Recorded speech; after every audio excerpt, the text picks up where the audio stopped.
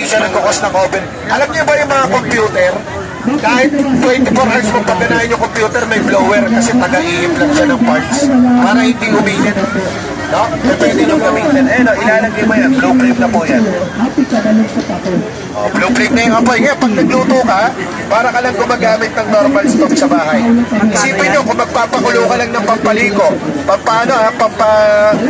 pampainit ng tubig, no? Hindi ka nakukonsumo ng gasol. O, isipin nyo, kung nagpapalambot kayo ng karne, gano'ng kamahal ang gasol. Diba? So, 1,000 pesos kada refill ng gasol ngayon. Kung isang buwan lang tinatagal ng gasol nyo, meron kayong 12,000 kada isang taon. Ito, yung gamit ko rito, pag itong ka lang, yung pinagprituhan mo ng daing toyo. Diba? Hindi mo nagagamitin. So, pwede mo nang gamitin. Yan yung kaging daing. Pag mantigang pinagprituhan, salain nyo. Kasi may mga ano yan eh, harina, may mga residue. So, kailangan yung salain para hindi bumalat. Diba? Pero ito, kontinis lang.